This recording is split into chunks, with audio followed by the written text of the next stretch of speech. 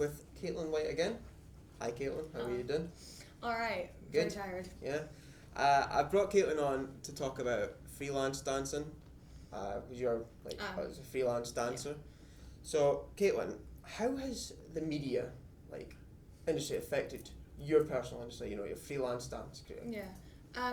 Basically, with a lot of what I work with, and you're constantly thinking about musical theatre. You think of freelance dance, you're like, oh yeah, they're a musical theatre kid. Like, they're gonna do that. Yes, I personally am a musical theatre kid, but I personally work with, work on the style of contemporary and Scottish country. They are like my main two types, and I do freestyle as well. Like, I like to do that, but they always put freelance dancers straight into musical theatre or stage work, which is actually a lot different to actual dance. Because stage work alone is when you see you'll see Adele or whoever the hell on stage, and when you see them on stage you'll see the backup dancers. That's dance still, but it's a different style. It's got its own genre basically. So with that fact, they always put you into those two categories. Either you're one of those two. They don't actually look at the other types, and it's quite sad. Like, as someone who does not actually do that style very much. I do musical theatre sometimes, but not. The musical theatre is the dance itself. Yeah, that's a style. So what's the hardest dance of them all? Like, you would say personally. For myself, what took me the longest to learn, surprisingly, was actually was pop, kind of like pop or pop. That's more I don't explain it very well, but that style is very, you kind of got a lot of jump and fast movements, unlike contemporary, which was more you're trying to use your body to express emotion, which I do love. Preferably, I prefer contemporary mainly because showing emotion with your body is quite powerful towards the audience.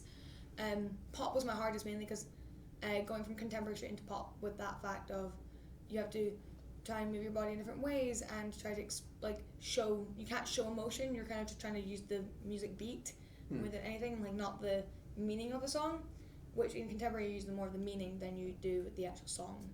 So the contemporary dance, that's the more common. Correct me if I'm wrong. That's the more common type of dance.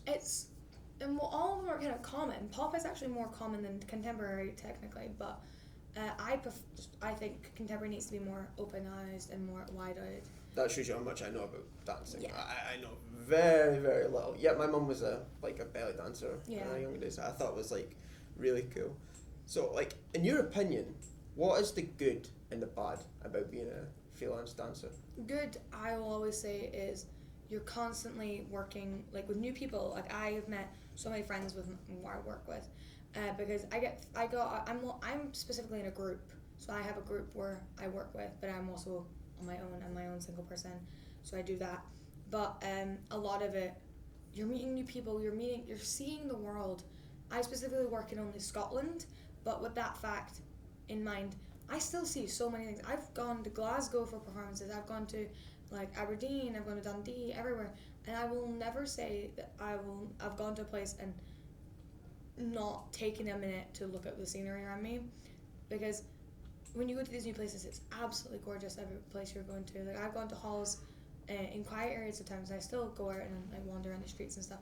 I find it quite just interesting to take that time to see it, and I meet new people everywhere because they don't book just one person. They book a group of people from different styles, and it's quite interesting.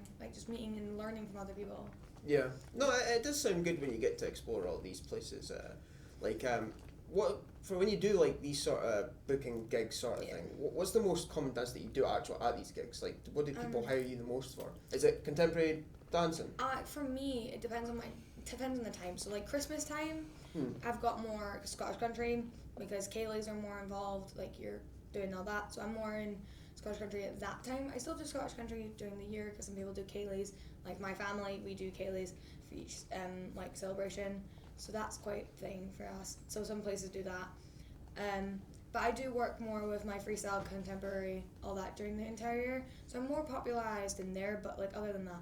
But still, the bad side, you're constantly working with people that you can either work with good people or you can work with bad people. And you're constantly, you'll get people come up to you after, and you can get creepy people and stuff come up to you after and be like, yeah, I thought you were really cool, yeah. But you could do this with your body, or like you could do this, and you're like, I'll take the criticism, but you don't know how much time and effort I put into this. Yeah, no, it's I don't think I'd be able to do that sort of thing because people can be a bit on.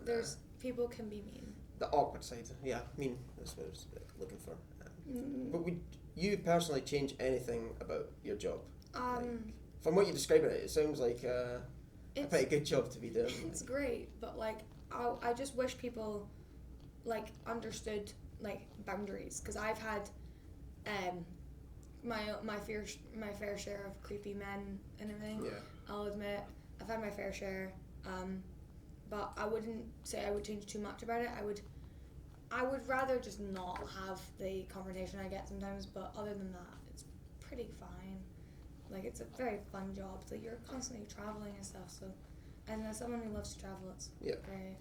So, would you have any advice for people that are trying to become like a freelance dancer? Would you give them any like tips, advice, or any helpful? Social media is your best friend. Use it to your advantage. I have YouTube, I have Instagram, I have TikTok. I constantly posting on there. I'm trying to get my face out there as much as possible. Get your face out there as much as possible, and don't be afraid to like allow people to see that, and like get a name out there for yourself. That's what I recommend for people. I do also recommend, the advice of, you're not gonna get your first gig like that. It's gonna take a bit. It will take a bit. It took me about 3 months just to get my first gig, but I was constantly working and making new dances and getting all that and training. And I was at the gym and I was training, and you constantly have to train your body to do these things. But I do recommend gym, getting your name out there, and patience. Main thing is patience, because you're not gonna get your first gig very fast. Like I said, yeah, it's gonna take a while. Well, that's some helpful tips there for anybody trying to become a freelance dancer. And thank you for taking the time to speak to me today. I've learned quite a lot from our in-depth discussion on freelance dancing. Yeah. So thank you, Caitlin.